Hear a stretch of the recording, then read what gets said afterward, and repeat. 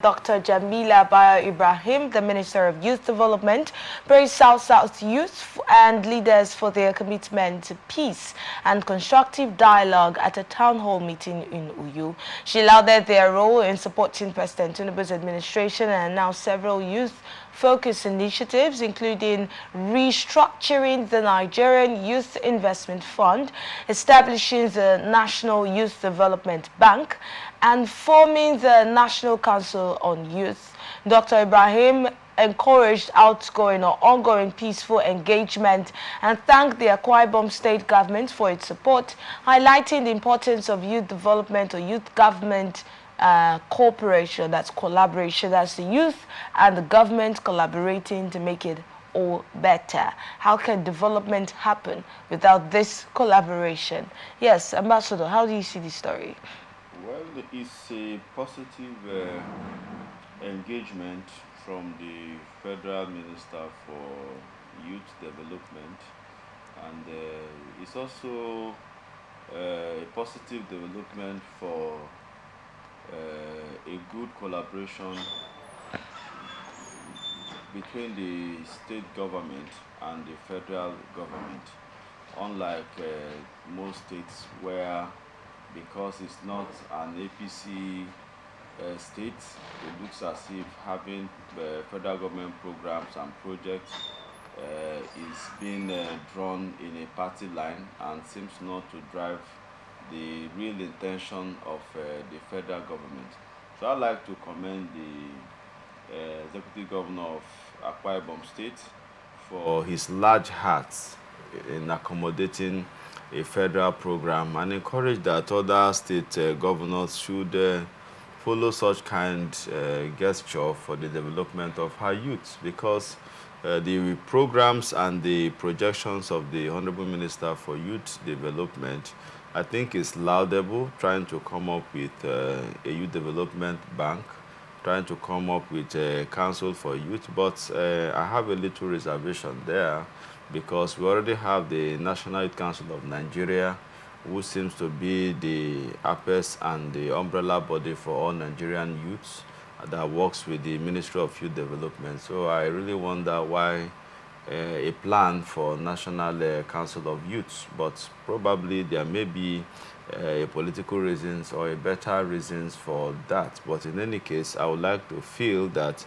if it's not going to clash with the interests of the National Council of Nigeria, I'm speaking because I'm a stakeholder and I've also been a state executive officer of the National Council of Nigeria, River State Chapter, one-time state auditor. So I think there's usually a collaboration between the government and the National Council of Nigeria. So I think the programs and the projections of the Honorable Minister for Youth seems to be very laudable. So I think we want to see it visible, not just on the talking, not just on paper. We want to see this Youth Development Bank come to reality. We want to see all the programs that she has talked about reviewing, funding of youth projects and businesses and programs. I think if we see them visible, the commendation will increase, I believe, from all Nigerians. So it's a good program. Does the things like this, do they really bring the youths closer to the governments? Do they, at the end of the day, have the impact that it was intended in the beginning? Most times it does. If the right platform is being followed, it does, because like I talked about the National Youth Council of Nigeria, where you have most times over 100 voluntary youth and non-voluntary youth organizations. I don't really think any viable youth organization is not affiliated or identifying with the National Youth Council of Nigeria. So it's like a clearing house. It's like a coordinating house for all the youths in Nigeria and across the states and local governments. So the National Youth Council of Nigeria most times is like a training ground for leaders. So I think that using those platforms to drive these processes, I'm a beneficiary of those platforms, so I know the impact when government invests in the youth programs and projects. Usually it has a way of driving positive youth Hardly you see a youth leader who has gone through the National Council of Nigeria becomes a very wide person. In their advocacies and activism, they are usually very positive and very, very result-oriented. So they are not on the violent side. So it's a good impact. Yeah, but having this in the various states like you have mentioned, in Nigeria, that's all around Nigeria, which is actually supposed to bridge the gap between the youths and the government, right? But then at the end of the day, looking at Nigeria, would you say that the youths are actually closer to the government? Looking at, especially making reference to some of the agitations that the youth have, looking at the protests, would you say, or how would you say the relationship between the government and the youths are, even with these councils and these strategies that are already put in place to bridge the gap between these two entities? Yes, the relationship between the government and the youth many times seems to be sabotaged by sometimes political elements too, who believe that a particular platform of the youth is not going to serve their political interests.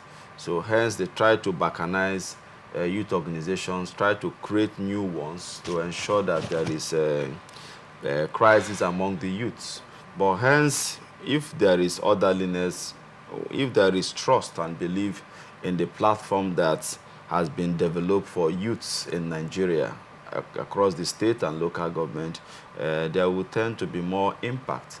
And beside, again, too, we equally understand that, like I talked about the issue of people not trying to follow leadership, people not having trust and confidence in platforms that ought to be for their unification, for their development, and for positive impact upon their lives. So I think it's a call for politicians not to balkanize the youth platforms. It's also a call for youths to follow leadership. And again, when we talk about the closeness of government and the youth, I want to say that in so many states now, youths are even the one running government. For instance, in Rivers State, the governor is a young man, the chief of staff is a young man, many of the commissioners are young people, the assembly members, many are young. Maybe you should define, what is your definition of youth now? Because when you say young man, and then it depends on how you see or what age you are placing when you talk about youths. Well, my understanding about youth, if I give you my own definition of a youth, it may not be the one that United Nations gives. What is exactly? My own definition of who is a youth is not classified by age. Okay. For me, a youth in Nigeria is that man or woman who has no money in her pockets to take care of her basic needs. So youths are people who don't have money? Oh, yes, for in Nigeria. Because if you have money in your pocket, you're no longer a youth. You are not longer a youth, because even all age will have respect for you. So wow. But yes, but if you want to look at even the age brackets, you have people within their early 40s who are now governors, who are now chief of staffs, who are now speakers of assembly, who are now commissioners, local government chairmen. So you can really understand that in most of these states, the young people, the youths, are the ones who are really driving government. So it's no longer a question of the relationship. In some states. In some states. Yes, it's no longer the issue of a relationship between the youths and those in government. So it's now the youth who are in government. What are they doing to impact upon the life of their fellow youths who are not privileged to be in government? So I like to say that those who are young people, those who are still in their youthful age, who are in government today, we want to see a difference between the elders and the young people who are in government. Because before we used to complain, oh, the elders do not carry the young people along. But today we have youths who are governors, who are speakers, who are assembly members, who are local government chairmen, they are commissioners, they are even ministers. Early last month, I was with the Honorable Minister for Youth of State. I'm sure he's within his early 40, So I want to believe that youths are part of government right now. But what we expect to see is how those positions of authority are impacting differently on the fellow youths who are not privileged to be in government. Okay, so maybe we should get to look at that now, because there have been a clamor, like you made reference to, concerning the age that should be in a leadership in Nigeria. And we've had a lot of youths complain and say, when we were kids, they told us we'll be leaders of tomorrow, and this is our tomorrow, and we're still not the leaders. We're having leaders of yesterday still ruling Nigeria today in various parastatals. So if you are making reference to some youths already in leadership positions in Nigeria, which nobody is actually debating that with you, but let's get to look at the impact, how that has impacted the youths. Are you, from your explanation, are you saying it's the same thing that the youths are complaining about, that the leaders who are there now are actually carrying out, talking about the youths and the elderly ones? You see, political position is not a position that is gotten by age. It's a position that is gotten based on constitutional provisions. The law and the constitution has made it clear. Electoral Act has made it clear for a particular age that you are qualified to vie for a particular position and the criteria.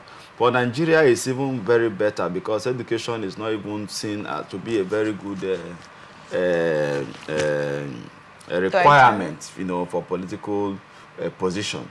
So I think that Nigerian youths are very lucky because education is not seen as a major criteria, because even if you have a school sat F9, you are qualified to be a local government chairman. So it doesn't mean the kind of grade you graduated from, even from secondary school. So you are very much qualified. So I like to say, are they doing better? Are they doing better? The youths in leadership, from your analysis, are you saying that they are doing exactly what the other youths are fighting against? Well, if you talk about performances, it's a different thing. Like I said, that political positions, leadership position is not something that is gotten by age. Today, the candidates in the United States of America elections, most of them are 80-something. You know, starting from Donald Trump time, most of them are in their 70-something. So it's not about age. I think it's about maturity and what you have to offer. I know that for Rivers State, right from the time of His Excellency Rotimi Chibika Amechi, who became governor even at his early 40 or other 38, became speaker at the age of either 38 or thereabout, became governor in his early 40s. And then the former governor, His Excellency Nyesom Wike, came on board also in his early 40s. And now the current governor, His Excellency Similaye Fubara, is also in his early, is also in his 40s. You know, so I think most of these states have been blessed with young leaders. And I want to put it on record that most of these leaders who have served, starting from His Excellency Chibike Rotimi Amechi, performed credibly well. His Excellency Nyesom Wike performed credibly well. So we are watching the next, the current governor, who is also a young man, his performances at the end of his tenure. So I want to think that young people in their different rights are trying their best. And we equally know that there are some who are not doing well. We must state that. And we want to encourage that those who are not doing well should also look at the example of those who have performed. Because if you do well, when next the young people are clamoring for position, people, elders can say, okay, let's give it to them. Even your fellow young people can say, let's support.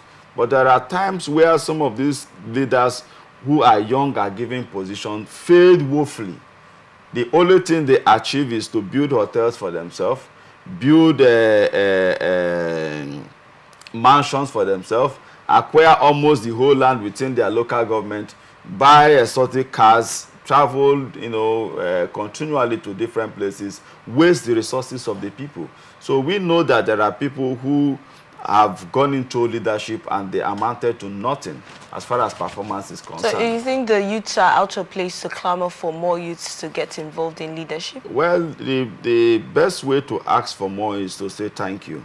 The population of Nigerian youth and what they have so far is not even enough. So we have credible, intelligent, and well, you know, experienced youths in Nigeria, I can tell you that can drive the processes of governance in Nigeria, including the position of the president. So there is no position in Nigeria that we don't have a credible youth that can man those positions. But it's unfortunate that it's also challenging. Most times when young people are even given position, you don't see the performance. But you said it's not about age. That's what I'm saying. Even older people are also given positions that we don't see the performance. That's what we are saying. You know, we are measuring on the youths, on the young people. We're making a comparison. Yes, so I'm not saying that we have elders that are very much upright or who have performed well. We have elders who have performed well while in position. We have elders too who have failed woefully, who have nothing that we can, reckon with at the exit of their tenure in offices. So that's why we talked about leadership is not about age thing, it's about the personal development and the capacity of the individual. So I would want to say that the young people deserve more space so that they can contribute with the energy and the vigor they have.